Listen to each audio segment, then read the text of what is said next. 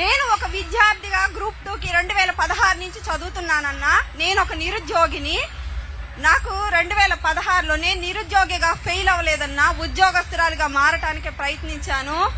2016లో వేసిన గ్రూప్ 2లో నేను ఉద్యోగిగా సెలెక్ట్ అయ్యానన్నా. కంప్యూటర్ ప్రొఫిషియన్సీ టెస్ట్ అనేది ఈ పోర్షన్ అంతా చదివి మేము మెరిట్ లిస్ట్ లోకి వచ్చినాక నాకు కంప్యూటర్ ప్రొఫిషియన్సీ టెస్ట్ లో 4 మార్కులు తగ్గటం వల్ల ఉద్యోగం పోయిందన్నా.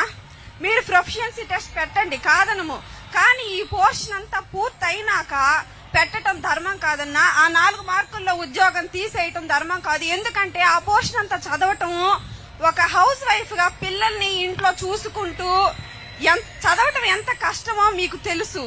కాబట్టి ఆ ప్రొఫిషియన్సీ టెస్ట్ అనేది మీరు ఎగ్జామ్ పెట్టడానికి ముందన్నా కండక్ట్ చేయండి. లేదు మీరు పెట్టదలుచుకుంటే ఉద్యోగిగా సెలెక్ట్ అయినాక మీరు ఒక 2 years లో పాస్ అవ్వండి అనన్నా పెడితే బాగుంటుందన్నా. అది నిరుద్యోగిగా నా క్వశ్చన్ అన్నా. నెక్స్ట్, మా భర్త ఉద్యోగిగా పనిచేస్తున్నారన్నా గవర్నమెంట్ లో.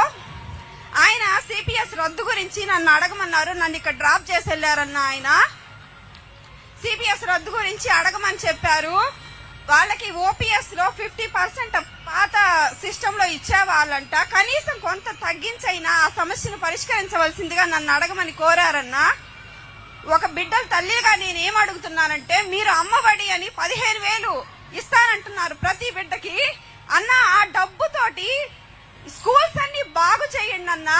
ఈ ఉచిత పథకాలు వద్దన్నా, స్కూల్స్ బాగు చేయండి. గవర్నమెంట్ కాలేజీలు బాగు చేయండి. పిల్లలకి, మా పిల్లలు కార్పొరేట్ స్కూల్లో చదువుతున్నారన్నా. ఈ పంపించకపోవడానికి కారణం ఏంటంటే వసతులు సరిగ్గా లేక పంపించటం లేదు.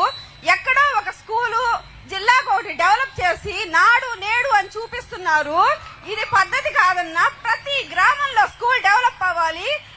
ప్రతి గ్రామంలో ఒక ఎలిమెంటరీ స్కూల్ ఉంటది, హై స్కూల్ ఉంటది, ప్రైవేట్ ఉంటది అన్నా. కానీ ప్రైవేట్ స్కూల్స్ కు పిల్లలు ఎందుకు వెళ్తున్నారు? మీరు మేము బీఈడీ చేసి క్వాలిఫై అయ్యి ఉద్యోగాలు తెచ్చుకున్న టీచర్లుగా పనిచేసే మా స్కూల్స్ కి ఎందుకు రాలేకపోతున్నారు పిల్లలు? ఎందుకంటే ప్రభుత్వం వసతులు కల్పించలేకపోవటం వల్ల. మీరు ఆ వసతులు కల్పించాలి. డబ్బులన్నీ పెట్టి పిల్లలకి ఉచితంగా 15,000 ఇచ్చే బదులు వాళ్ళకి ఫ్రీ భోజనం పెట్టండి.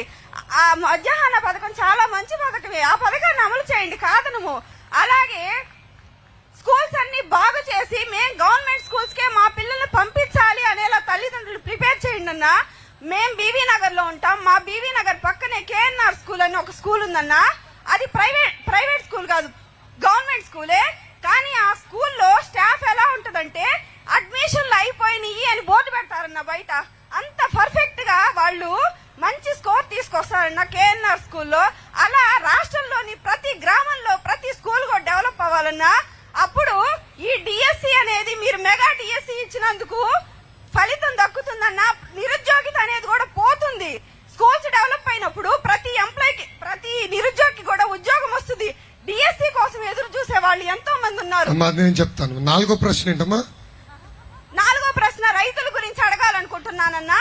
మీరు ఉపాధి హామీ పనులు అన్నా, గవర్నమెంట్ వాళ్ళు ఉపాధి హామీ పనులని 100 రోజుల పనులు తీసుకొస్తున్నారు. ఆ ఉపాధి హామీ పనుల్లో నాణ్యంగా పనులు జరగటం లేదన్నా. ఆ పనుల్ని గ్రామ అభివృద్ధికి అనుసంధానించి గవర్నమెంట్ వచ్చిన వెంటనే ప్రతి గ్రామాన్ని గాంధీ గారు చెప్పినట్టు డెవలప్ చేయాలన్నా. మ్యాన్ పవర్ ని గ్రామ అభివృద్ధి కోసం వినియోగించండి. ఏదో పనుల పేరుతోటి వాళ్ళని 10 గంటల దాకా కాసేపు మాట్లాడుకొని ఆ మట్టి అటెత్తిపోసి ఇటెత్తిపోసి గుంటలు పెడుతున్నారన్నా చెరువులంతా. అలా కాకుండా గ్రామ అభివృద్ధి కోసం మీరు ఆ ఉపాధి హామీ పనుల్ని లింక్ చేయండి అన్నా. దానికి తోడు రైతులకి కూలీలు దొరకటం లేదన్నా ఉపాధి హామీ పనులు. జలమ, ఒక మొదటి విషయం,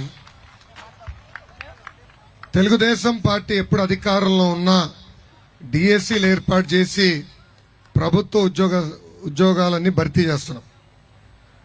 విశ్వవిఖ్యాత నట సార్వభౌమ స్వర్గేసి నందమూరి తారక రామారావు గారు కానీ, ఆయన తర్వాత చంద్రబాబు నాయుడు గారు కానీ ఇద్దరు కలిసి దాదాపు 150,000 టీచర్ పోస్టులు భర్తీ చేశారు. మిగతా వచ్చిన అధికారులందరూ కూడా చూస్తే, క్షమించాలి, దాని తర్వాత వచ్చిన ముఖ్యమంత్రులందరూ చూస్తే కేవలం 80,000 పోస్టులు భర్తీ చేశాం. అంటే ఒక క్రమశిక్షణ, ఒక పట్టుదలతో మేము ప్రభుత్వ పోస్టులని భర్తీ చేశాం.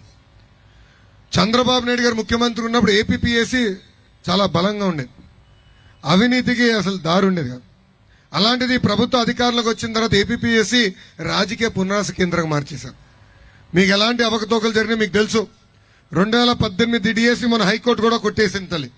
దానివల్ల అందరూ ప్రిపేర్ అయిన వాళ్ళు, చదువుకుని సర్వీస్లోకి వచ్చిన వాళ్ళు అందరూ భవిష్యత్తు ఈరోజు క్వశ్చన్ మార్క్ మారింది తల్లి. ఇది కరెక్ట్ కాదు. అందుకే ఏపీపీఎస్సీని యూపీపీఎస్సీ లాగా చేస్తా, పకడ్బందీగా చేస్తాం. నేను బలంగా నమ్మేది సింగిల్ జాబ్ క్యాలెండర్ రావాలి తల్లి.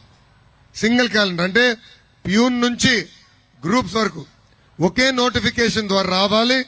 అప్పుడు ఇక్కడున్న నిరుద్యోగ యువకులు ఎవరు ఎక్కడ పోస్టులు పడుతున్నాయి, ఎక్కడ ఏంటని రోజు పేపర్ చదువుకోవాల్సిన అవసరం ఉండకూడదు. సింగిల్ నోటిఫికేషన్ ఏర్పాటు చేసే బాధ్యత మేము తీసుకుంటాం. రెండోది, ఒక్క నిమిషం, రెండోది అమ్మ, ఓపీఎస్ విషయంలో ఇప్పటికి చాలా చర్చ జరిగింది. గతంలో బాబు గారు ఒక కమిటీ వేశారు.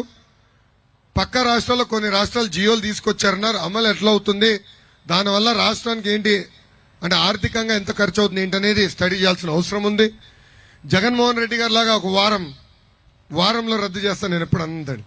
నేను కూడా పరదాలు కట్టుకుని తిరగాలమ్మా, లేదంటే గులకరాయలు వస్తే నా పైన కూడా తల్లి.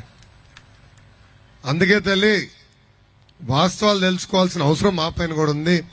దానికి ఒక కమిటీ వేస్తామని కూడా మేము చాలా స్పష్టమైన హామీ ఇచ్చాం, దానికి కట్టుబడినాం. మూడోది, పాఠశాలల్ని అభివృద్ధి చేయాలన్నారు. అమ్మ, ఒక హార్డ్వేరే కాదు, సాఫ్ట్వేర్ కూడా. అంటే హార్డ్వేర్ ఫిజికల్ ఇన్ఫ్రాస్ట్రక్చర్, సాఫ్ట్వేర్ ఉపాధ్యాయులు. ఇప్పుడు 117 జియో తీసుకొచ్చి ప్రభుత్వం రిక్రూట్మెంట్ అవసరం లేదు, ఉపాధ్యాయులు అసలు వేకెన్సీ లేదని చెప్పేసింది. అంటే విద్యని మన ఊర్ల నుంచి దూరం చేసింది. ఇది కరెక్ట్ కాదు. ఒక నెల అమ్మా మన ప్రభుత్వం వస్తుంది, 117 జియో రద్దు చేస్తాం, ఉపాధ్యాయుల రిక్రూట్మెంట్ చేస్తాం. దాంతోపాటు మీరు అన్నట్టు పాఠశాలలో మౌలిక సదుపాయాలు కల్పించే బాధ్యత కూడా ప్రభుత్వాలు తీసుకోవాలి. అది ఈ 5 సంవత్సరాలు మేము చేసి చూపిస్తాం. అమ్మా, దయచేసి సంక్షేమాన్ని కూడా మనం కించపరచకూడదు. సంక్షేమ అభివృద్ధి రెండు బ్యాలెన్స్ గా నడవాలి తల్లి. సంక్షేమం అనేది అమెరికాలో కూడా చేస్తారు తల్లి, యూరోప్ లో కూడా సంక్షేమం చేస్తారు. ఈ రోజు వ్యవసాయం యూరోప్ లో బతుకుందంటే దానికి కారణం ప్రభుత్వం ఇస్తున్న సంక్షేమం రైతులకి. సో అలా ఆదుకోవాల్సిన అవసరం ఉంటుంది. కానీ రెండు బ్యాలెన్స్ చేయాలి, అప్పుడే రాష్ట్రం దేశం ముందరికెళ్తుంది. అదే మూడోది. నాలుగోది వచ్చి ఉపాధి హామీ రైతులకు అనుసంధానం చేస్తే బాగుంటుందన్నారు. ఆనాడు హార్టికల్చర్కి నేను మంత్రి ఉన్నప్పుడు అనుసంధానం చేశాం, పాడి రైతులకు అనుసంధానం చేశాం, పట్టు రైతులు కూడా అనుసంధానం చేశాం తల్లి. లార్జర్ వ్యవసాయానికి అనుసంధానం చేస్తే బాగుంటుందనేది తరతరాలుగా అందరి కోరిక. అది రేపు మన ప్రభుత్వ అధికారంలోకి వచ్చిన తర్వాత ఎట్టుగో బీజేపీ మిత్రులు ఈ రోజు తెలుగుదేశం, జనసేన, భారతీయ జనతా పార్టీ కలిసికట్టుగా ఆంధ్ర రాష్ట్రంలో పోటీ చేస్తున్నాం. సో ఆంధ్ర రాష్ట్రంలో మన ప్రభుత్వం వస్తుంది, కేంద్రంలో కూడా మన ప్రభుత్వం వస్తుంది. కనుక తప్పనిసరిగా ఇది కూడా కేంద్రంలో టేకప్ చేసే బాధ్యత మేము తీసుకుంటాం. Thank you. We'll go for a